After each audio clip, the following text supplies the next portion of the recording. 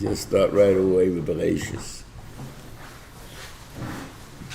Some guys, purists, they feel they're doing the din. They say one pasuk of Vayikra, and then they go to Bereshis. You got more from it, they go to the first parsha of Oila, and then go to Bereshis. But they land up in Bereshis. They don't land up in doing Vayikra. And I showed that in the book, that pshat is that if they would teach the kids Vayikra from the time that the little kids, there wouldn't be the nisyonos Chaim that they have later, that they have the big fights that they have with the munah and all those things would be gone. They wouldn't have them. Except it's easier to teach Bereshis because it's full of stories, even though we don't understand one of them. But we still try to teach them because they're nice little stories. And Vayikra is pretty boring if you want to put it that way. But it's just the opposite. That if they're not even ready for Bereshis, because Bereshis they don't even understand what you're telling them. And in Vayikra they would understand the lessons of life. So we'll maybe talk about different sedlos maybe as we go along, but in Vayikra Gufa there's two main ones.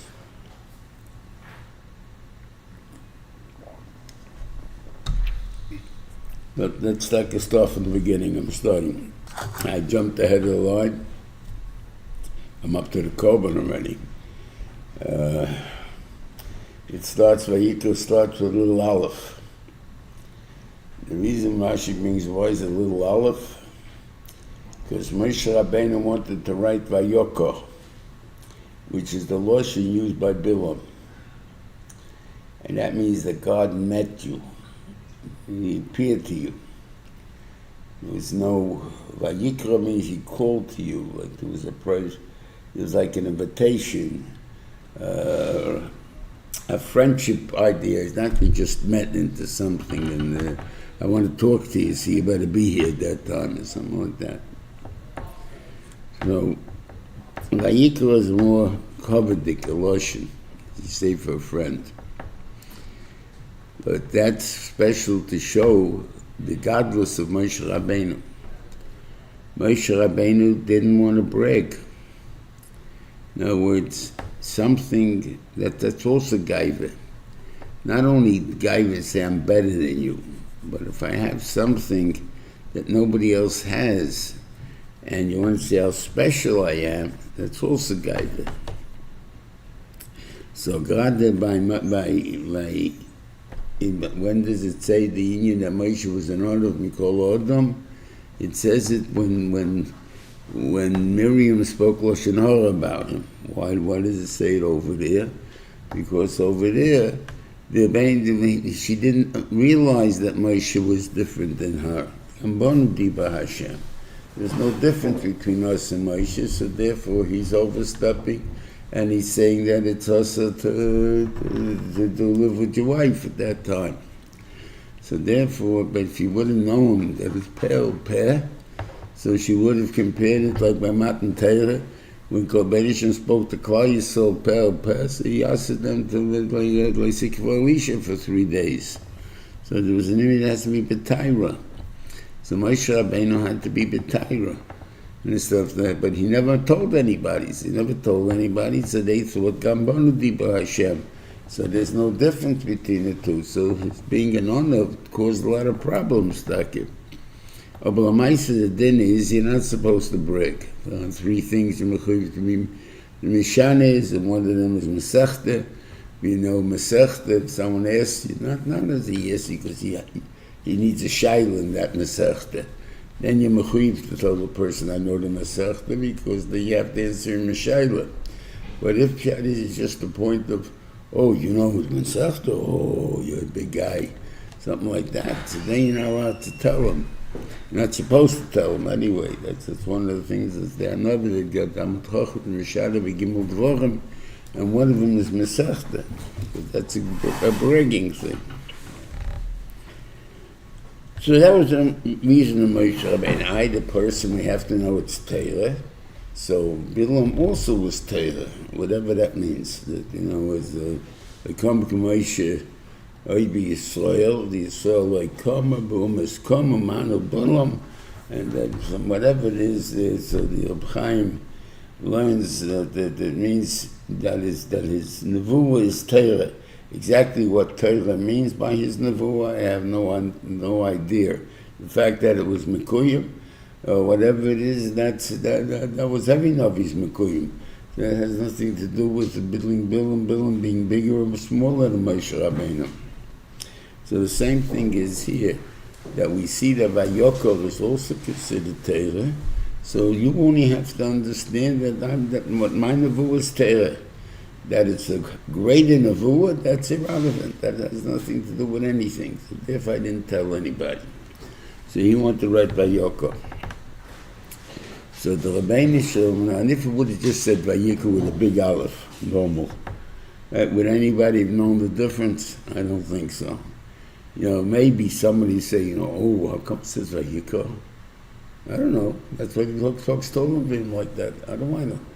Right? So I wouldn't, I don't know if we'd make a comment on it. But once you have a little aleph, so now you say, hey, why is there a little aleph here? So now you say, oh, because Moshe Rabbeinu wanted to say Vayikra. The Moshe wanted to say Vayikra. And we're going to point it out. Right? So it came out to a real gaiva. Right? Not only that you're Vayikra, but you're such a guy that even didn't want to tell anybody about it. So wow, that's Moshe Rabbeinu's trying to run away from even the first cover. You give him a double cover. Yeah. So first of all, could be that the Rebbeinu Shalom wanted. It's an Iker, according to the Rambam in the Yud Likrim, that voice Moshe Rabbeinu was bigger than anybody else. He's that thing called on Avim, and that's one of the Iker on the Munis that we have to have. What differences it make, I have no idea. In other words, as far as Torah goes, my nafkamina, right? It's the same Torah. So what difference it make Moshe Rabbeinu? I guess maybe to understand that Moshe Rabbeinu said something that is, you can't even have a half minute to argue with him. I don't know, whatever it is, I have no idea really why Moshe, it's that important to know that Moshe Rabbeinu's nevuah was different.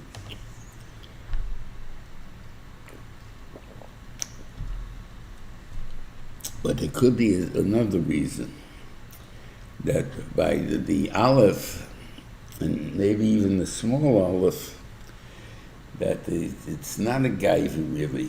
What the Beniman was telling everyone, that whatever madrega you got, you have to get there. In other words, Moshe Rabbeinu wasn't a gift. Bilam was a gift. He was a no-goodnik, and he didn't deserve to be a Navi at all. But the Rebbeinu Shalom made him a Navi for whatever reason, because the Goyim needed a Navi. They didn't just need a Navi, they needed a Navi that was a rotten guy, like them. So he needed them somebody that even someone that's harangiton in harayas, in shmutz, and everything else, is able to believe in God. And that was the point of it. That was they had the other Nevi'im, that 7 other Nevi'im.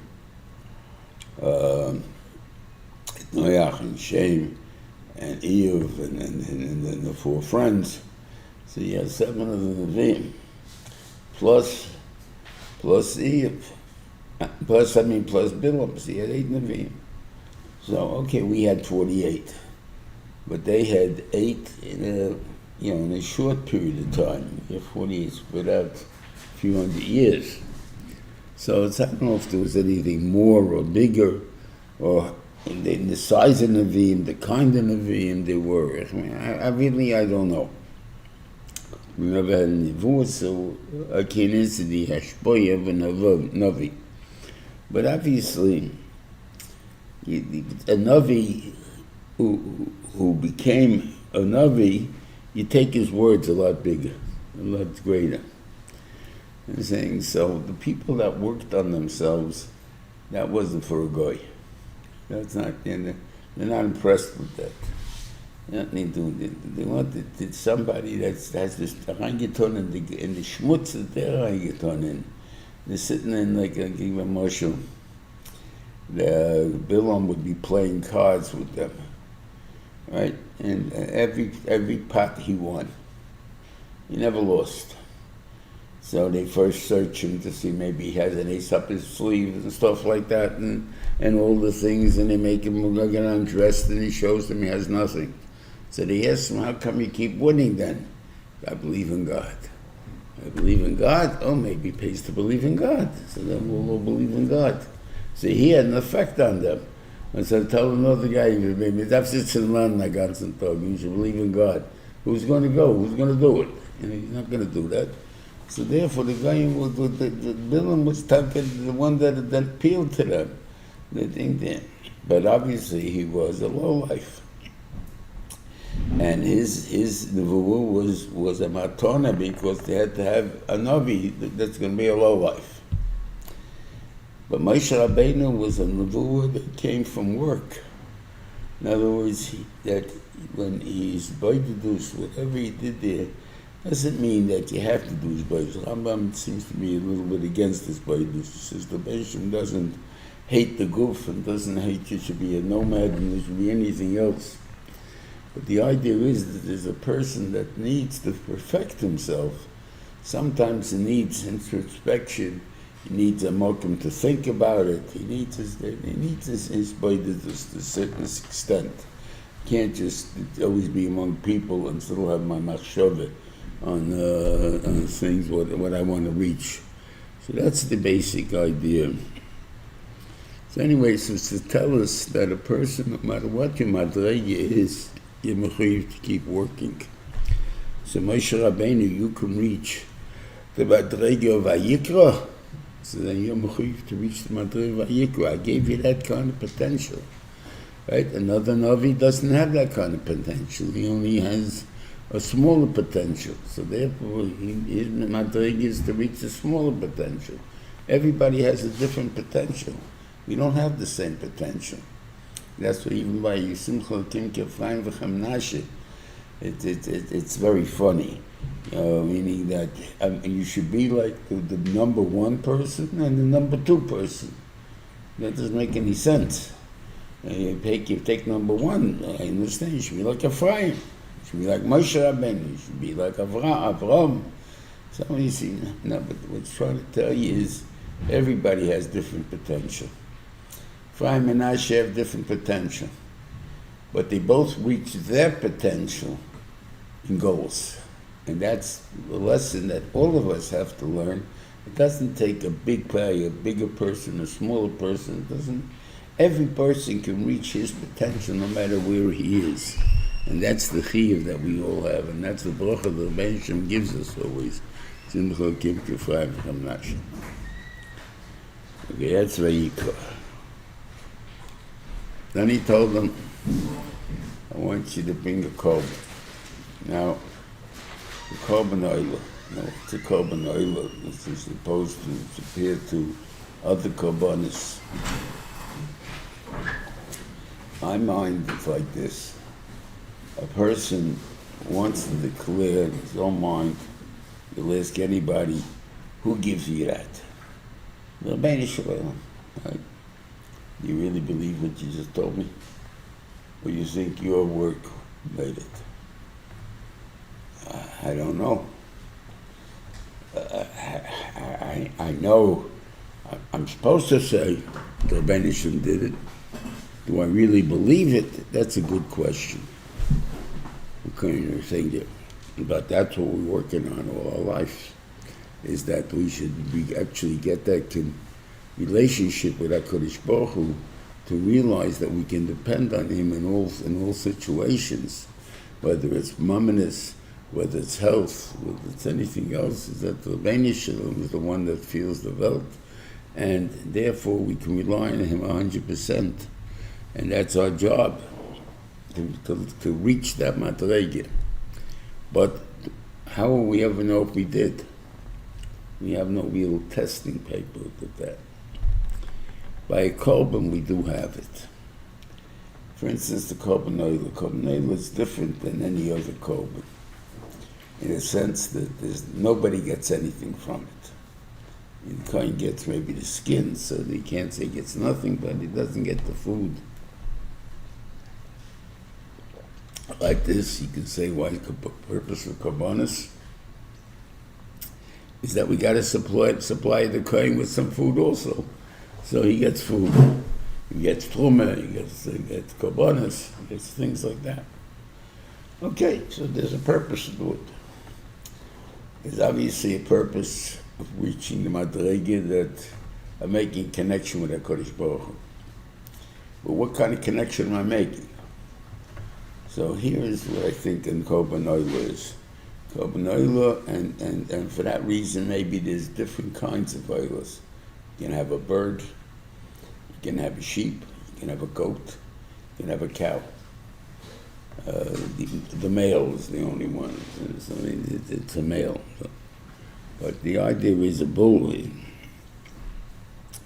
different kind of cost. A bull is probably the most expensive.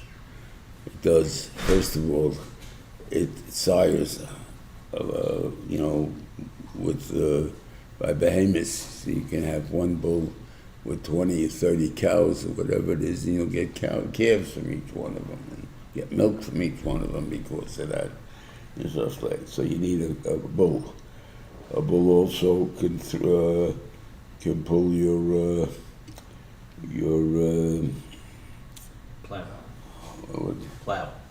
plow, right? Plow that you can plow a field with it. So we use horses. We use a tractor now, but once upon a time, I remember as a kid, they got used horses yet. Now a bull is just as good. Horses was not a common thing. It's only Mitzrayim used to have horses. So there's different animal, but it's a strong animal, a bull. And Mela, so that's expensive. Then you have a sheep, maybe next expensive. I can't afford number one expense, so I can bring it with a sheep. What's the mind of a sheep over, let's say, a goat? They're both the same. It produces wool. So you have it earns money besides the first thing you have to you feed it and maybe get some milk out of it and some meat maybe in the end. Where's your return for year? So that you have the wool return. The wool is a good return. So it's a business. So the sheep maybe has more value than a goat. I don't know that the goats, they do use the threads for something sometimes. Maybe it's more choshev even sometimes. I don't know. But it's not the common. But it's usually used for milk. In other words, for kids that are allergic to the cow milk, you give them goat milk. So goat milk was something that you can always get. And something, I guess, again, they're not too big, they're not too, what do you call it? So they're the cheapest, probably, of all the three. Then you can't afford that, we'll give you a bird. Okay, so those are the different types of oilers. Why would we give you so many oilers? Because the commitment that we want it that everybody can break this commitment. What is this commitment? That God gives me everything I have. How do you show that with a korban? Because I'm wasting it. As far as we're all concerned, it's on the Mizbeach. It's nothing. The whole thing is being like as a korban. Nobody has a noya from it. So why are you wasting it? It isn't about tashchis. You don't just waste things. Of course, it's not a waste. What I'm trying to do is to clear and to make known to myself that the Rabbeinu Shalom is the giver. And if he wants me to have a cow, a goat, another bull, he'll give it to me. It doesn't mean the fact that I killed this one doesn't mean I won't have one anymore. The Benishim wants to give me, he'll give me, because everything comes from him. He's got plenty. So I don't have any problem. So now, here's my test. As they're shechting it, do I say, uh-oh, there goes $10,000? Or do I keep smiling? The pshat is, I'm mekayim what I said. A lot of people, that's the test. It's very nice. I can say something until that moment when they wished it. Then I can, and then that's the real test. Can you say it? If you flunk it, you weren't mekayim the korban. That's the whole purpose of the korban. The purpose of the korban is to keep growing. We want you to prove that you believe this. Now, the Benishal made, this is different than all the other things we'll talk about that too, that the fire came down on the Mizbeach for the reason that it automatically means I guarantee acceptance of anything that's brought on the Mizbeach. In other words, before then, Od by Yodam Arishan, if he brought a korban, so he didn't make a fire, he just put it on the Mizbeach, and then something happened, either whatever, a bolt of lightning came out, and then all of a sudden the cow disappeared. And it disappeared. So what happened to it? The Benishim was mekabel as a korban. He didn't want the korban like by Kayin, so he doesn't send down the fire. So you don't get it, so it doesn't disappear. So it's this, he saw you were rejected. So by putting down the fire first, he automatically accepted every korban that's brought with the right idea. Even though we don't reach the perfection of the idea, it's still enough that it's coming, the Kohen is bringing it and everything else, it's going to be accepted as a korban. That's the thing over there. So the fact that you tried, you failed, Taki, you'll bring it again in a month. See, when you work on yourself for this month and see, maybe you'll reach that madrega finally, or whatever it is, and you try again. But meanwhile, it's still a korban. That's the korban. So that's very important for us to know, for every kid to know, that pshat is that God's the giver. Now, you can sometimes say to a little kid, would you like a toy? Yeah, I'd love a toy. How are you going to get one?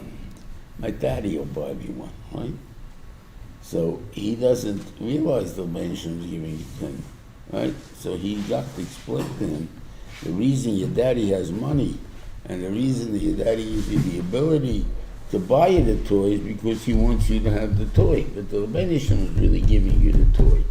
And that's only like that. And kids can understand it. It's we underestimate the ability of kids to understand these things. And because the Tahira, that's what the Gemara is trying to express to us. They don't have yet the doubts of the world. They can believe anything you tell them in the thing over there. So since they can believe it, they will believe it. But you're putting in your doubts into it, they won't believe it already. There's the thing over there, because you don't believe it. Okay, so that's the number one. The opposite of this is, if everything is min hashamayim, do I have to steal? Ask anybody, they'll tell you business is business, right? We all know what that means. Business is a dog-eat-dog world. About all kinds of lashonos of degrading it. Is it really? Or pshat is the Benishim gives it to me. So therefore I don't have to cheat. I don't have to steal. I don't have to lie. I don't have to put down the little words, the fine print and stuff I can write out. I don't have to try to do trickery that make you fool yourself into something, whatever it is then. But this is what people naturally don't believe that. That's what the problem, we're always fighting on, and therefore we try. Now, the reason what I'm saying this is because the last korban in by Parshas Vayikra is the Asham Gzeilos. There are two Hashemim. There's 5 Hashemim, but there's 2 of them. Hashem Me'ilah and Hashem Gzeilah. And Hashem Me'ilah, if somebody uses Hegdish, so it means that you misused Hegdish. That's Hashem. So you're Mo'al the Hegdish. Let's say I didn't realize it was Hegdish, and I took a glass of water from it with using a cup of Hegdish. I got to pay for that use, plus a korban, plus a chaimish, and whatever it is there.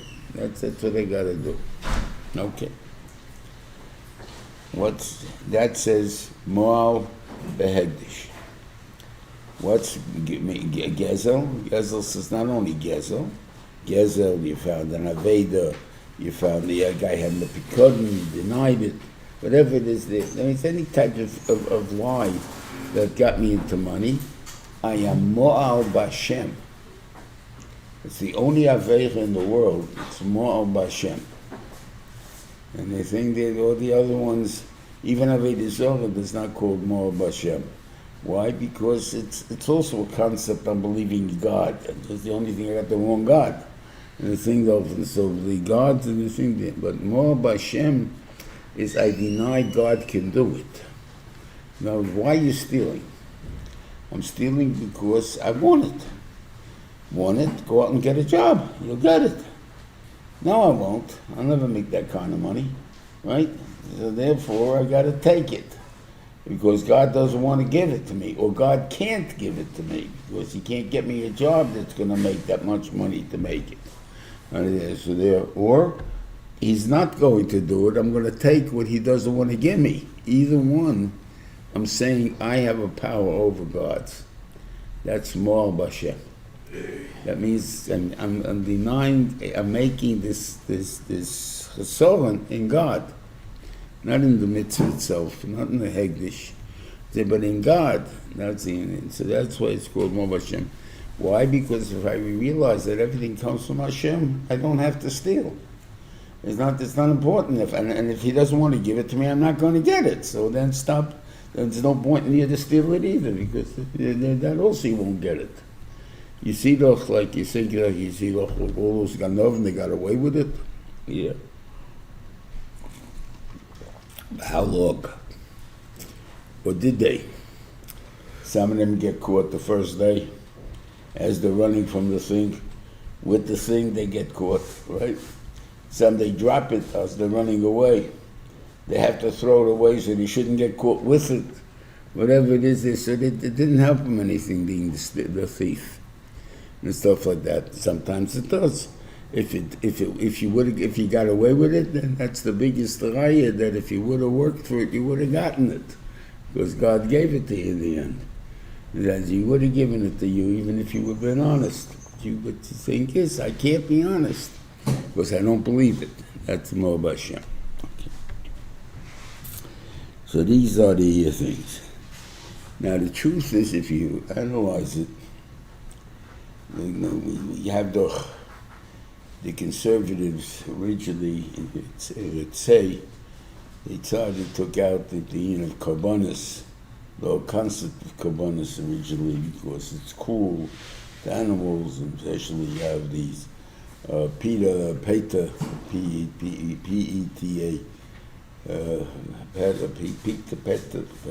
whatever they were called. They were the ones that made, in the 70s, made maybe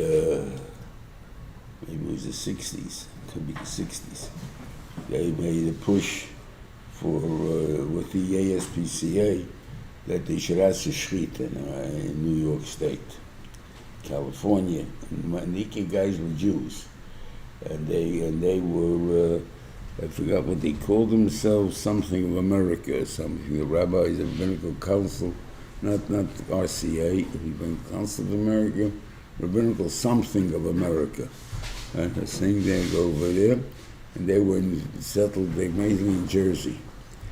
And they came up with the thing that it's cool, shrit is cool, and stuff like, because you hang up the behemoths and stuff like that. The reason we hang up behemoths has nothing to do with shrita. If you ever see the pictures in the Godim Islam, they usually show the Shrita taking place on the floor and stuff like that. He lays down and when he caught in Shechted. Because the foot and mouth disease that exists in America, which if one animal is infected, he touches the blood of another animal, it will reflect the other animal. And therefore, in the Shlachtos, where all the bloods are mixed up, you wouldn't be able to eat anything in there. So this way they make this clear that the pshat is that the blood runs on the floor, so they never affect anyone by touching back to it. So that's nothing to do with Shlit, it has to do with the hoof and mouth disease. But but that's what looks the horrible. I mean, you have a behemoth hanging by one leg, and a guy comes and holds the head, you come and you shecht it. But the Shchita is the easiest death because it's, let's say you ever cut yourself with a very sharp knife. You don't feel the pain of the cut. You feel it afterwards, maybe when the hair going in and hurting the finger and stuff. But the cut itself, you don't feel. Why? Because it's so sharp, and it's dead already. By the time that thing would be, there's only the nervous system still exists, but doesn't. That's why it's still sitting buckling a chicken when you shecht it. It keeps jumping, running around, something like that. That's because the nervous system is still working, but it doesn't feel anything anymore. There's no feeling to it. That's why it's the least painful of all mises. That's why the knife has to be so perfectly sharp and no bumps on it, and everything else is a care we take into it. But it was a big fight that time. Yeah.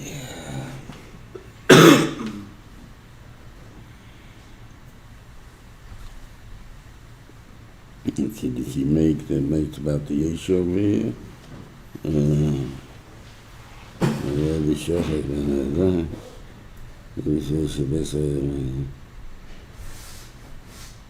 he doesn't mention yet. That's a little bit long. So anyway, so they were against live animals. To think that, and by Yash we say that the Mitzvah Hashem were coming back to the Beis Hamikdash and then the Korbanos again and so on. So we obviously don't believe in this baloney about the animals. So the shaila is why an animal taki? Very simple. We could have done the same thing with $1 million. Take it, throw it down on the floor, take a good bottle of schnapps that costs you $100 and spill it out and say, oh, you see I wasted it and you want me to have it, you give me another one. I mean, what do I have to do it with a behemoth? So I think that the person to show, and possibly there was until the Meraglim, there was such a madrega in the such, or we divided into two madregas. A guy who has a pet, he can take good care of the pet. I mean, he can feed it, he takes it to the vet if it ever gets sick, stuff like that. I mean, he takes good care of it. With all the care he takes, he can't guarantee it's going to live. The man who wants to take its life, he'll take its life. There's no guarantee that it'll live. But if it lives to be healthy, to do this, I can do certain things to help it. But if to make it sure it lives, that I can't do anything about. That's business. Business, normally you have, just to show you, the world's changed. You can't really, so in Muned, is that why it changed? I really don't know. Go in Brooklyn, right? So you have a big electronics store in Flatbush, right? You got a big one in Borough Park, got a big one in Williamsburg, right? But you don't have 15 in Borough Park. You don't have 15 in Williamsburg, 15 in Why? Because why are you going to open up competition to someone else when you're going to be when there's so much open store places with there are no competitors, you go over there. It's better for business, right? When I was a kid, because there's still a few stores left, but not that they can't if you've been going on Canal Street, ran till Essex, and then Essex up a couple of blocks to Grand, I think. All of those stores were all electronic stores, about 100 stores. One in the same neighborhood, same block, one next to the other. All the matzah factories were all on Ridge Street. All the butchers were on Suffolk Street. What are you, crazy? I mean, you want to spread out the thing. They believed that you're going into my store and the other guy's stores, that's when Shemayim, you're not going in. The guy, the storekeeper, can advertise, he can make a fancy store, he can make it a pop store, he can make it a pshat is like a dump, and stuff like that. You think you're getting a bigger bargain in such a store, whatever it is there. The difference between all the stores was a quarter to $50 difference in items, no matter what item you had. Whether it was the fancy store then, and which stores were making it, I can't tell you, but a lot of stores were making it, and a lot of stores were not making it. And this was all over like that. So what was the point? The point is that I can do all the enticement possible to make a person come into my store, but in the end, his coming into my store was only be told because the mention put into his das to come into my store, and not into another store. So we all understand that for business, you need an animal, which is a part of the factor of God yet in there. What about, let's say, a plumber, electrician, a ditch digger? It's my sweat and blood that's doing the benasa, right? So then I don't have God at all in there. So there, so if you really believe that, in other words, I can believe where I can understand it's not in my cases that I can understand, but where I'm doing it, as far as I'm concerned, it's me that's doing it. That was the Machzon of Meraglim in the thing over there. At that time, there was no korbanos of menachos yet, and by korban oil, and they called Mishlomi.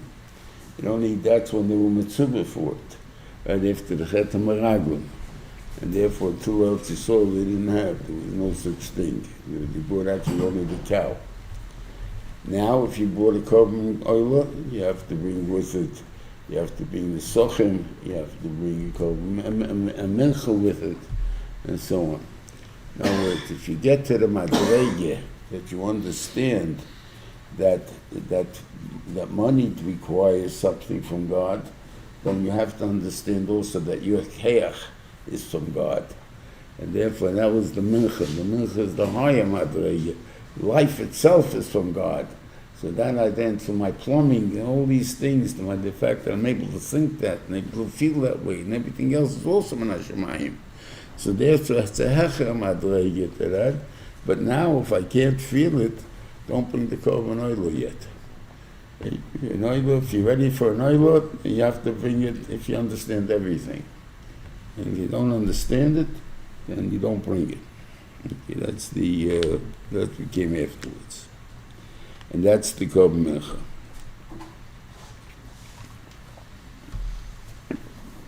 Then you have korban shlomo.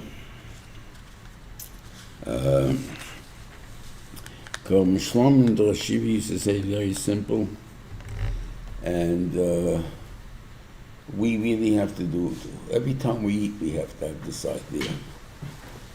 We eat, the Kohanim eat mishulchan gavoya. In other words, you bring a korban, it's really God's portion, and there should be anything there, we give it to the Kohanim. The Yisrael also eats from it. It's not because he didn't give it away yet. That part belongs to the owner. In other words, God's given me a chelik for the owner, piece for himself and piece for the Kohanim. Okay.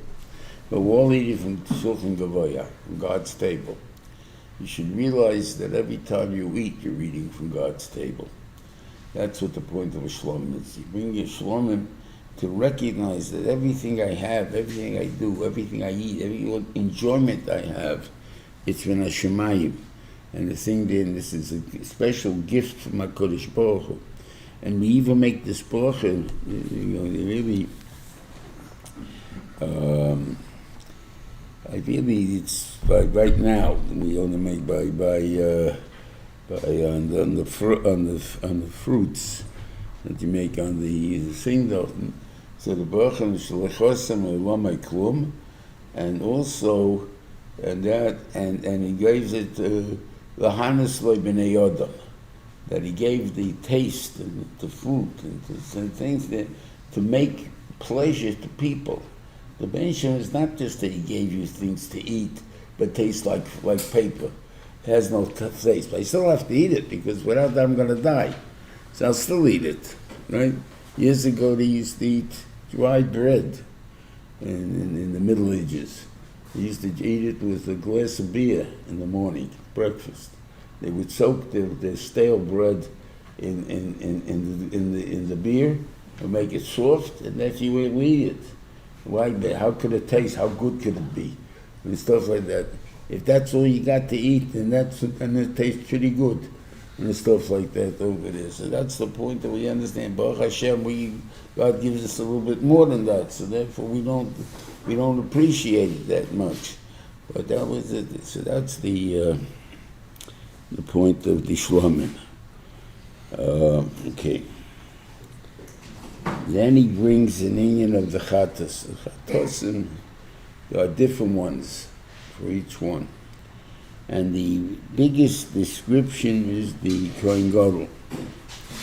And the Kohen Gadol is a funny Kohen, is a funny type of chat. By us, when the guy does this, when he has to bring a chatas, a regular person, is either he forgot the halacha, or he never learned the halacha, and it's a kavas, so he has to bring a korban, a chatas, okay? Because, if you really cared, if you really knew really this, then you would make sure you knew. Like in England, in America, the law is ignorance of the law is no excuse. Why is it no excuse? They didn't know the law. What was no excuse? Right? Because you're supposed to know the law. You're supposed to care enough to know what the law is and stuff like that. So the children of the Benisham should also be like that. That you should want to know what God wants. And stuff like that. And the truth is, on Yom Kippur, we say Chatosi Avisi Pashaiti. It's a Shogit, it's a Mazid, sometimes do something with Salochas. There's different levels of doing an Avera. He says that yet when it says in the Titan L'chores Yom Kippurim, it says L'smechila L'slicha Kapora. Normally it's Slicha Mechila Kapora. Slicha is getting a Shogit. Person does something by accident, without intent to do an avera. So when you say G'Rashim, I really didn't mean it. So it's okay, slicha, it's okay, forget it, it's done. It's like you say slicha, excuse me, right? You only want to get through a crowd, right? So what do? You give a big push, but you say excuse me at the same time. If you don't say excuse me, they'll punch you right back. But you say, excuse me, then all of a sudden they don't care if you push them or not. Guy said, first, excuse me. Okay, because he didn't mean it. He doesn't want to hurt me. He just wants to get through. So I happen to get punched, that's my problem. Nothing over. So people are forgiving. So mentions also that. You do an Avera on purpose. I wanted to do it. I know you said you shouldn't do it, and I remember it, and I'm still doing it. So there I need already mechila. I forgive you. And if I did it to hachis, you need kapara. You get a good whack back sometimes. Okay? That's the different levels. So it should always be the lashon chatasi avisi pashaiti is you need slicha mechila kapara. Right? But by titan it switches it. and he goes, what do you call it? It says l'slicha mechila l'slicha kappa. Puts the mechila first. So he says, the Shiva said, there's times that mechila, that a shegi requires mechila, and amazing sometimes he can do with a slicha. A guy fought not to do a be'eva the avera. Obviously, he didn't fight enough, because the Benjamin doesn't give you an asoy and you can't pass. About a person doesn't know that, so he thinks he can't pass. So he gives him some time, but he fought. Slicha. Sometimes it's okay. We'll go Vayikra. But the other one, mechila, well, that's a guy who says he doesn't know, right?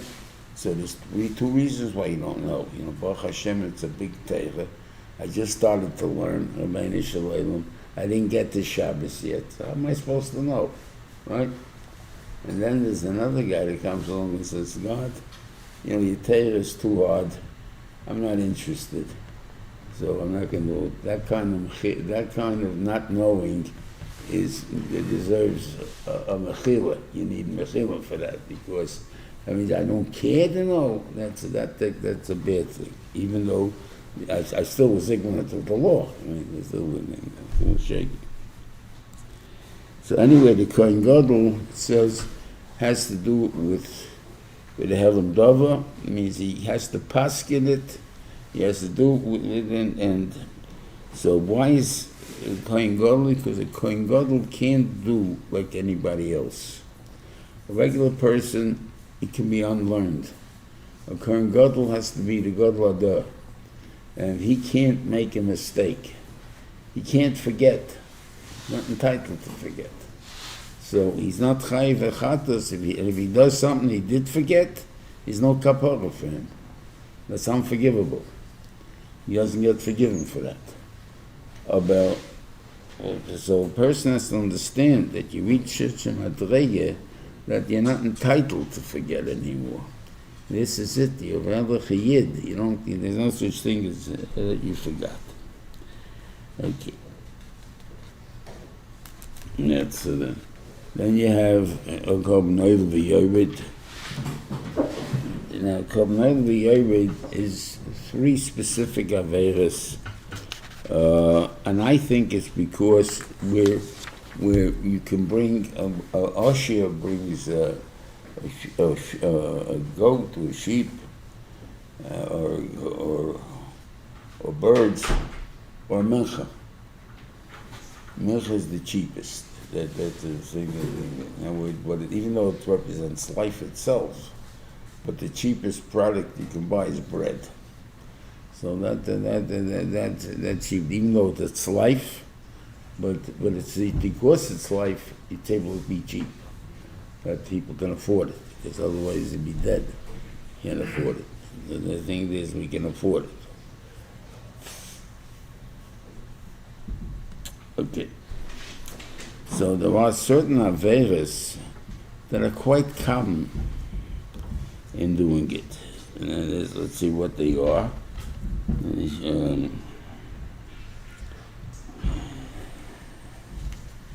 V'nefesh kisechta v'shama kolova v'hu eid. Now this is quite common, unfortunately. 2 of your friends get into a car accident. The Christian teacher, you're standing on the corner, and they come to you and say, okay, you're standing there, whose fault was it? Don't get me involved. I don't want to be involved, right? With my friends. I don't want, if I say you, then you're going to be angry at me. If I say you, you're going to be angry at me. So therefore, I don't want to get involved. So that's one that everybody don't want to get involved in.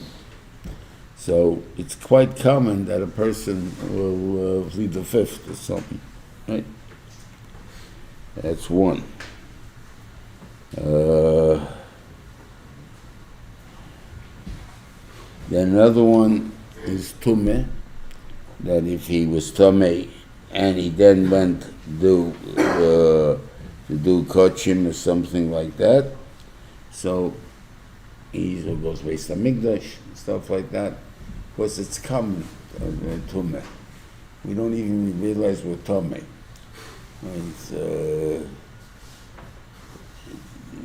Obviously, we don't live with tumah. We're all tumah because we all went to Levaya sometime in life.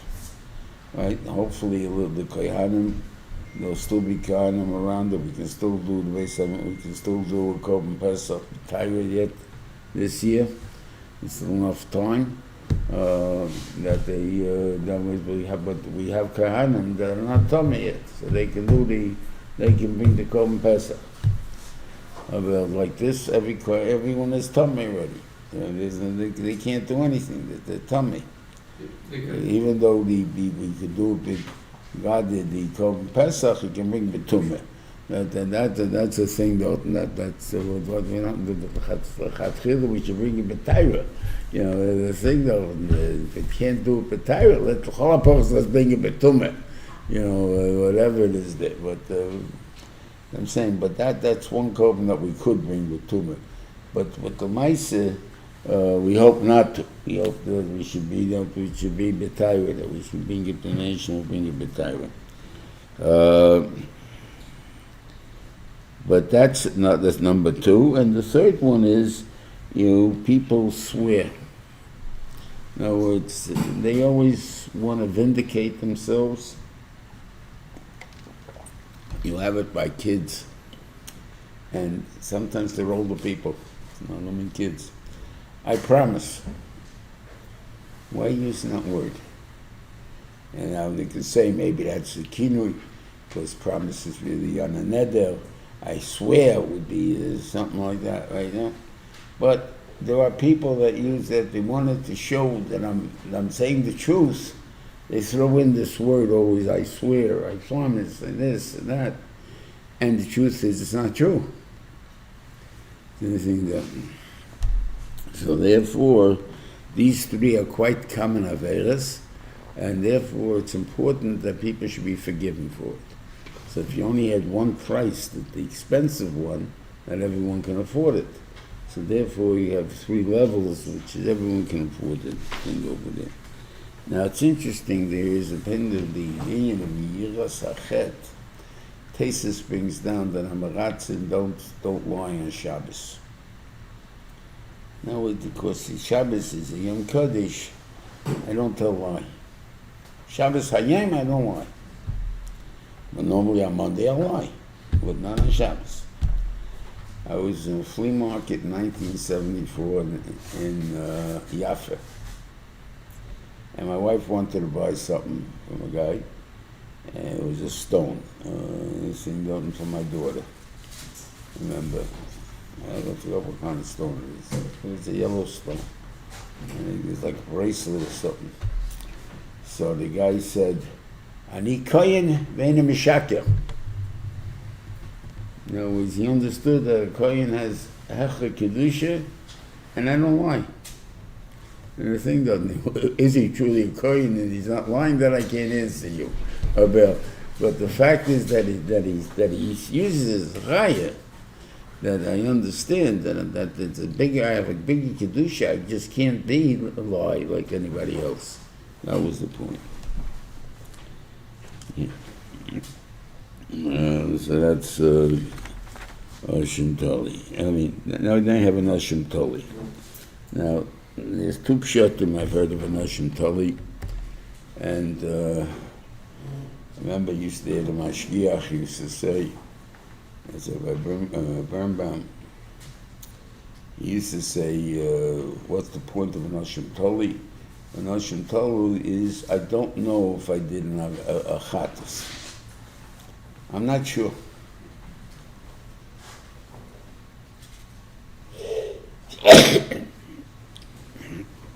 So I'm not sure.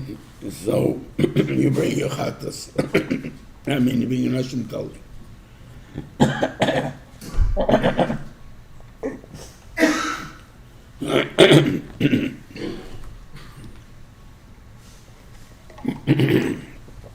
You ever find out that you did, you ever bring the chatas. But originally you have to bring an Ashim Toli. I forgot. Why? Enoshim Toli has to be too slow, as opposed to a Chav Machatos, which if you really do the Aveira, you only have to go to the Danka, even a put is enough. And here you need 2 silver coins. So obviously it's more expensive. Why would the doubt be more expensive than the sureness? If you did the Vada Aveira, it's only a pruta. And if I did a Suffolk Aveira, I got to give 2 silver coins. So Mashiach used to say, because people try to belittle when you're in doubt. I'm not even sure I did an Aveira. Not even sure I did anything wrong. So therefore, he knocks it down. You don't want you to knock it down. I want you to understand what you did. So therefore, you have to bring... The Shiva told me a different shet. Even though you can say, in a way, you can learn both of them to be the same thing. But I think by the way they sounded, you'll hear the difference.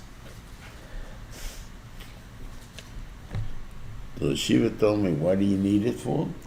Because how could you be in doubt? How do you don't know what you did? That was a big lesson. How don't you know what you did? Then I was an accident, I didn't mean it, I didn't this, I walked through the thing, I really ripped it, I didn't realize it. What do you mean you didn't realize it? You did something. You have to know what you did. That's the point. A person should always be aware of what he does, and if you're not, that's what you have to be the carbon for. Because you're not aware of what you did. That means you can forget who you are and that you're responsible for things and stuff like that. That you're a human being. You can cause people damages, and you forget that. That's the Onish. So therefore, that's the Chayv different Onish. And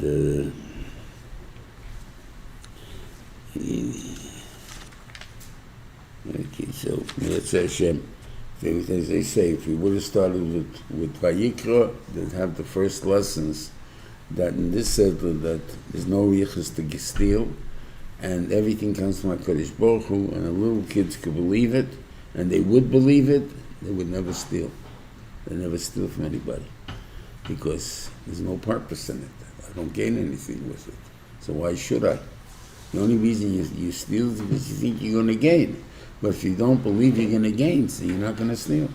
Therefore, anyway, have a good Shabbos, everybody.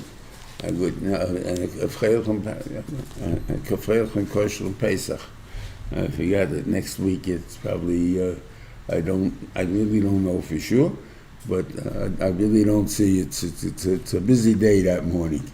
Baruch Hashem. Okay, so we should all have such business days. We should have it in Yerushalayim. Be well. Shabbos. Shabbos.